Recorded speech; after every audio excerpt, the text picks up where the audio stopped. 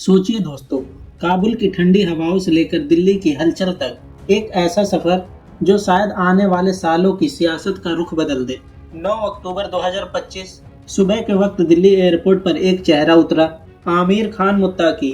वही मुत्ताकी जिनका नाम कभी भारत के लिए एक संवेदनशील खतरे की तरह लिया जाता था, आज उसी मुल्क की सरजमी पर 6 दिनों के सफर के लिए उतरे हैं। ये कोई आम दौरा नहीं है, क्योंकि भारत ने अब तक तालिबान की सरकार को औपचारिक मान्यता नहीं दी, लेकिन फिर भी तालिबान का एक वरिष्ठ नेता भारत की धरती पर है। इस मुलाकात को अंतर्राष्ट्रीय राजनीति का टर्निंग पॉइंट कहा जा रहा है, क्योंकि 2021 में अफगानिस्तान में तालिबान की सत्ता वापसी के बाद यह पहली बार है जब कोई इतना बड़ा तालिबानी चेहरा दिल्ली पहुंचा है।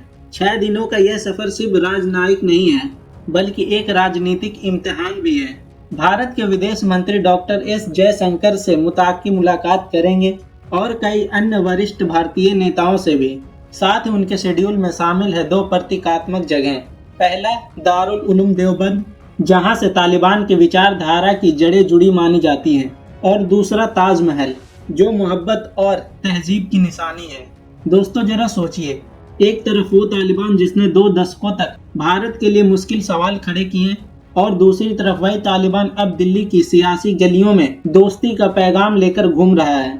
क्या ये एक नई शुरुआत है या फिर एक मजबूरी का राजनयिक खेल? भारत के लिए यह दौरा कई मायनों में अहम है, क्योंकि हाल ही में भारत ने काबुल में अपने तकनीकी मिशन को दूतावास स्तर पर अपग्रेड करने का फैसला किया है। यानी अब भारत अफगानिस्तान के साथ केवल मानवीय सहायता तक सीमित नहीं रहना चाहता, बल्कि दोबारा से वहां राजनयिक और आर्थिक उपस्थिति दर्ज करने की तैयारी में है। मुत्ताकी का यह दौरा तालिबान के लिए भी अहम है, क्योंकि तालिबान चाहता है कि भारत उसकी सरकार को औपचारिक मान्यता दे, और इसके लिए मुत्ताकी ने साफ कहा है कि अफगानिस्तान भारत के साथ हर स्तर पर रिश्ते बेहतर करने को तैयार है। वो ये भी जताना चाहते हैं कि नया तालिबान पहले जैसा नहीं है, अब वो दुनिया के साथ तालमेल बैठाने की कोशिश में है, खास तौर पर भारत जैसे लोकतांत्रिक और तकनीकी तौर पर मजबूत देश के साथ। लेकिन दोस्तों, ये कहानी सिर्फ दोस्ती की नहीं है, यह एक रणनीतिक दांव भी है। भारत जानता है कि अफगानिस्तान मध्य एशिया के लिए उसका दरवाजा है, वहीं चीन और पाकिस्तान उस दरवाजे को अपने कब्जे में लेने की कोशिश कर रहे हैं। ऐसे में मुत्ताकी का दिल्ली आना भारत के लिए एक राजनयिक अवसर भी है और एक सावधानी का इशारा भी, क्योंकि जो मुल्क कभी भारत के खिलाफ बयान देता था, आज वही रिश्तों को मजबूत करने की बात कर रहा है। भारत ने भी अब अपने इरादे साफ कर दिए हैं। वो अफगानिस्तान में अपनी परियोजनाओं, स्कॉलरशिप और ह्यूमैनिटेरियन मिशन को फिर से तेजी से शुरू करने जा रहा है। और सबसे अहम बात, भारत ने साफ कहा है कि वो अफगान जनता के साथ है, भले ही वहाँ की हुकूमत को उसने अभी मान्यता ना दी हो। तो अब सवाल यही है, क्या मुत्ताकी की यह यात्रा भारत और तालिबान के रिश्तों का नया अध्याय साबित होगी, या फिर यह सिर्फ एक राजनीतिक तस्वीर है जो वक्त के साथ धुंधली हो जाएगी?